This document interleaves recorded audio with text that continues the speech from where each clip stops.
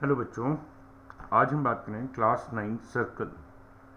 वैसे इसका नाम तो बड़ा अजीब सा है, up and down and round and down round, लेकिन कॉन्सेप्ट्स वही हैं जो पहले वाले चैप्टर में थे। थोड़ा सा डिफरेंस है, लेकिन सबसे पहले हम इसके बेसिक अंडरस्टैंडिंग करते हैं, फिर हम बात करते हैं कि क्या चीज़ें, कौन से टॉपिक्स हैं और कौन से टॉपिक्स नहीं हैं। तो सबसे पहले हम आइडिया लेते हैं, व्हाट इज़ अ सर्कल। सबसे इम्पॉर्टेंट थिंग, हम मैथ्स में जब भी कुछ करते हैं तो सबसे पहले हमें उसकी डेफिनेशन का पता होना चाहिए, which is called language of mathematics. So what is a circle? So it is a group of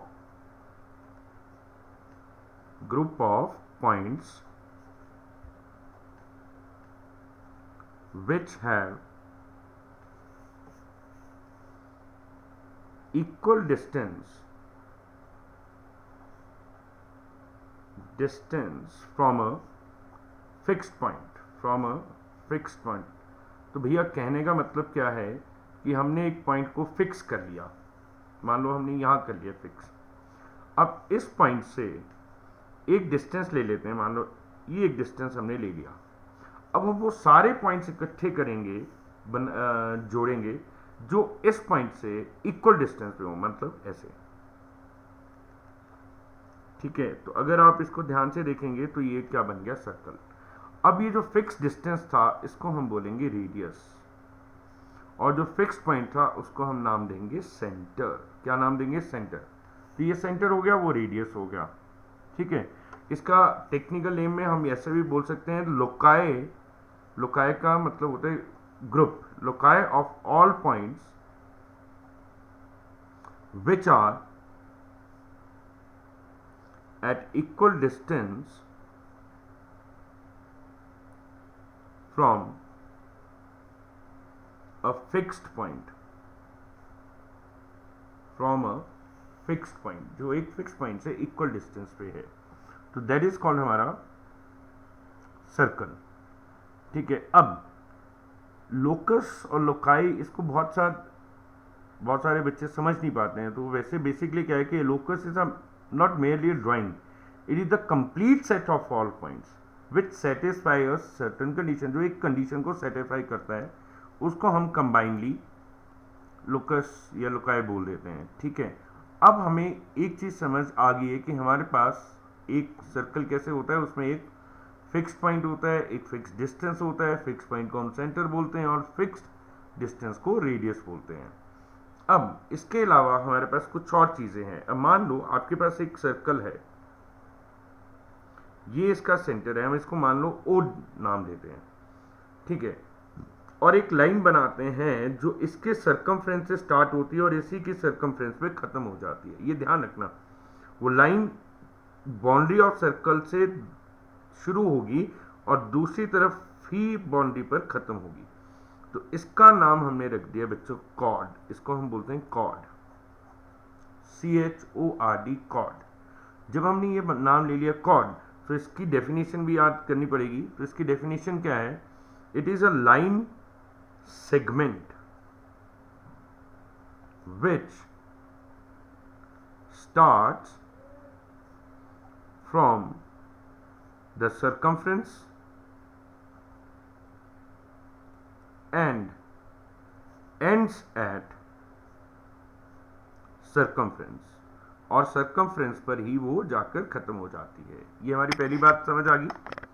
अब हम इसके नेक्स्ट चलते हैं, हम एक और सर्कल लेते हैं, ये उसका सेंटर है। अब हम क्या करते हैं, देखो यहां ध्यान से देखने वाली बात है। मान लो मैंने एक कॉर्ड यहां लिया, फिर मैंने एक और लिया, और ऐसे करते मैं सेंटर की तरफ बढ़ते हुए जा रहा हूं। देखो ऐसे ऐसे, और एक कॉर्ड ऐसी होगी जो सेंटर से पास आउट होगी। तो ये देखने में ही हमें सबसे बड़ी कॉर्ड जैसी लग रही है। फिर जैसे मैं इससे आगे और चलूंगा तो कॉर्ड की जो लेंथ है वो कम होती चली जाएगी। ये देखो, सो ये जो कॉर्ड थी, मान लो इसका नाम हम दे देंगे AB। जो AB कॉर्ड थी और जो सेंटर से पास आउट हो रही थी वो लॉन्गेस्ट कॉर्ड थी। ठीक है, इसी को हम डायमीटर बोलते हैं। So what is the definition of diameter, it is the longest chord of circle. ठीक है, वो लॉन्गेस्ट कॉर्ड है सर्कल की। ठीक है, अब आपको डायमीटर भी समझ आ गया और कॉर्ड भी समझ आ गई। ठीक है, अब हम इससे नेक्स्ट पॉइंट पर चलते हैं। अब हम सिर्फ डायमीटर बनाएंगे। देखो, हमने एक सर्कल लिया, एक सेंटर लिया, और इस सेंटर से हम एक लाइन पास आउट करवा रहे हैं, स्ट्रेट लाइन, तो ये आपका डायमीटर हो जाएगा। अब यहाँ एक बहुत ज़रूरी बात है कि हमें इनके बीच का रिश्ता निकालना है। देखो, ये सेंटर है, ये O है, और ये A है, और ये B है। सो OA is a radius, OB is also a radius. ठीक है, सो अगर हम बात करें OA इक्वल टू OB हो जाएगी। ठीक है, और अगर हम OA को OB में जोड़ देंगे, अगर हम ऐड कर देंगे, तो आपके पास AB आ जाएगा। अब ये कौन सा है? रेडियस। ये कौन सा है? रेडियस। और ये क्या है? Diameter, AB, which is a diameter. So 1 apple plus 1 apple that is 2 apple. तो ये कितना हो जाएगा? 2 radius is equal to AB, which is a diameter. So यहां से एक रिश्ता बन जाएगा that diameter is always equal to twice of radius. जो डायमीटर है वो रेडियस का डबल होगा, और रेडियस क्या हो जाएगा? वो डायमीटर का हाफ हो जाएगा। ये एक फॉर्मूला आपका पहले बनकर तैयार हो जाता है। ठीक है, यहां तक बात समझ आ गई?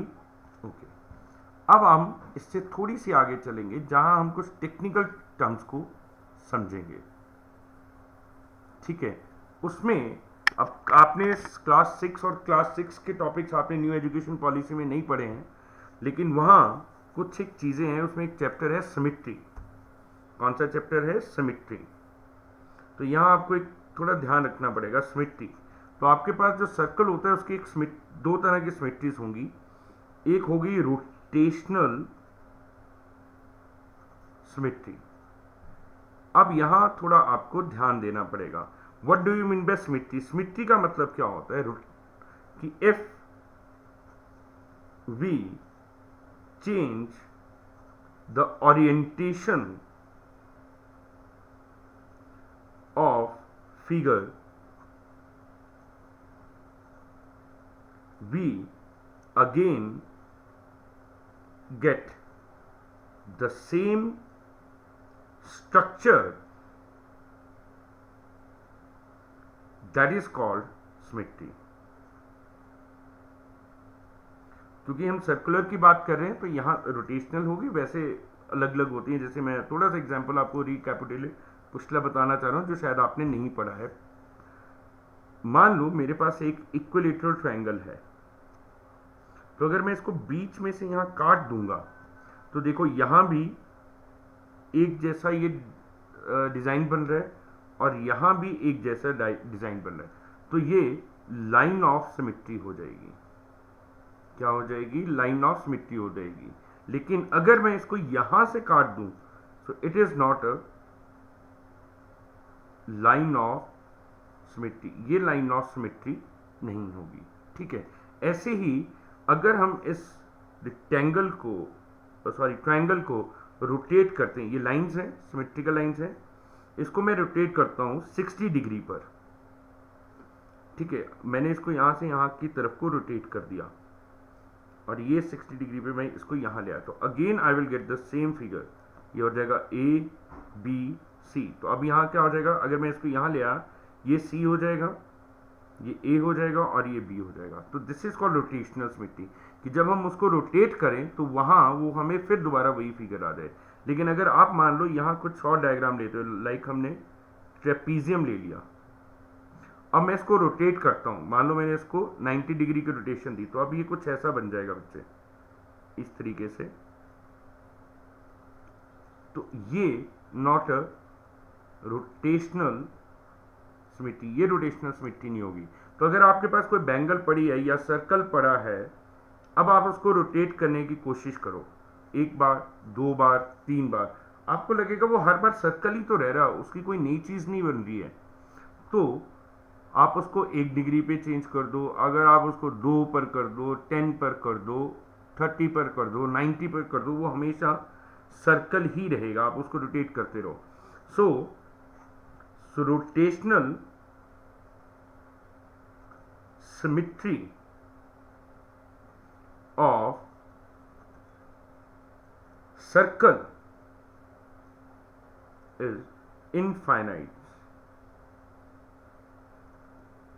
They are infinite. बहुत सारे आप उसमें रोटेशनल उसमें उसको रोटेट कर सकते हो, जिसकी वजह से हम ये कह सकते हैं कि it has a infinite rotational symmetry. वो किसी भी एंगल पे रोटेट हो जाएगा, 360 डिग्री तक घूमता रहेगा. ठीक है, यहाँ तक बात समझ आ गई बच्चों? ठीक है, अब हम इससे आगे चलते हैं.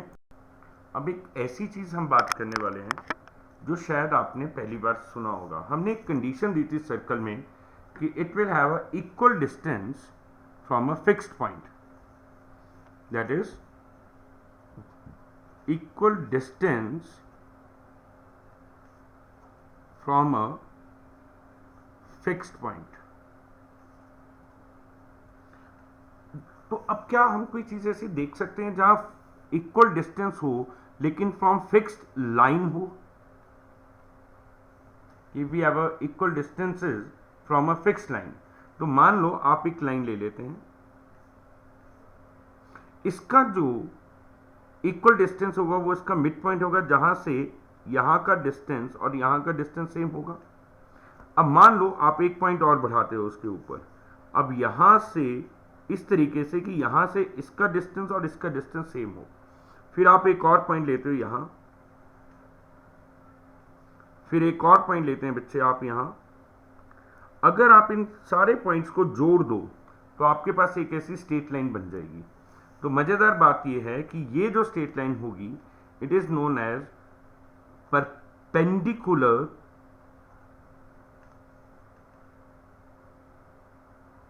Bisector of line. मीन्स, अब इसको सरल सिंपल शब्दों में कि all points on perpendicular bisector, all points on perpendicular bisectors are at equal distance from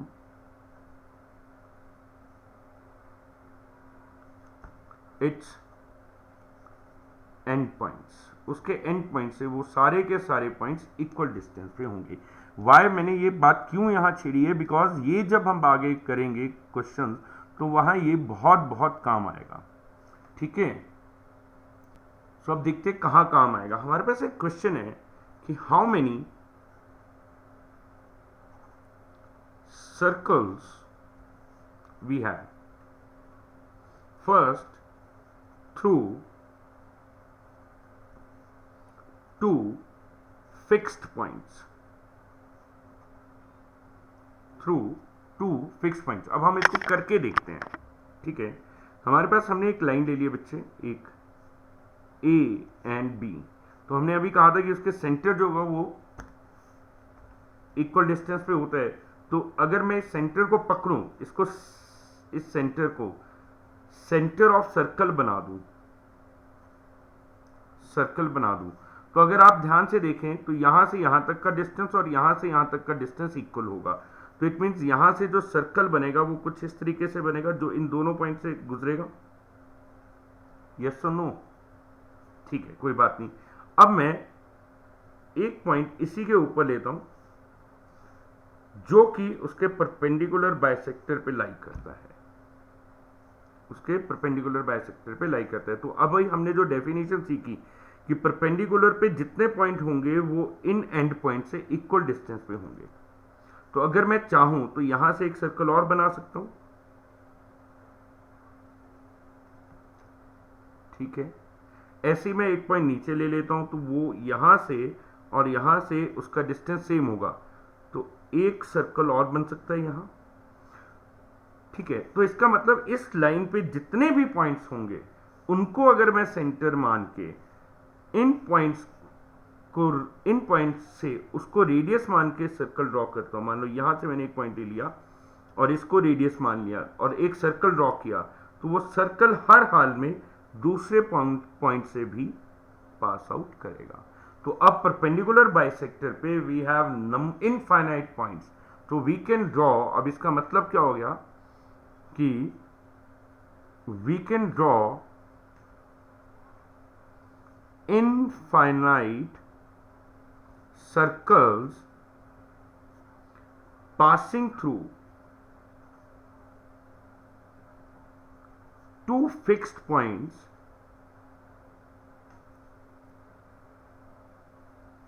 if the centers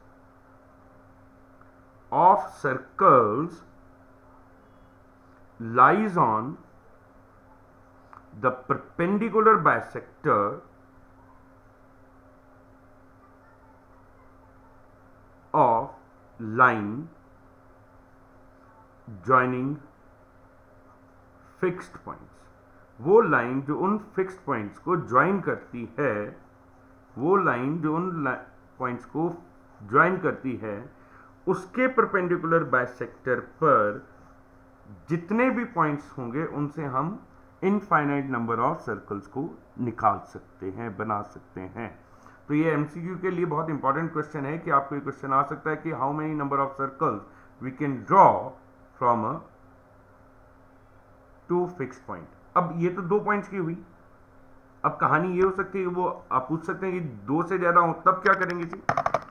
हर बार दुनिया एक जैसी थोड़ी नहीं रहती, वक्त एक जैसा नहीं रहता है, you will have a different type of problems. So second, number of circles passing through 3 different points, ठीक है, which are, अब यह कंडीशन है, which are नॉन कोलिनियर, मतलब वो कोलिनियर नहीं होने चाहिए, मतलब तीनों के तीनों पॉइंट्स एक ही उस पे नहीं होने चाहिए, ठीक है। अब हम समझते हैं इसको कैसे। मान लो हमने एक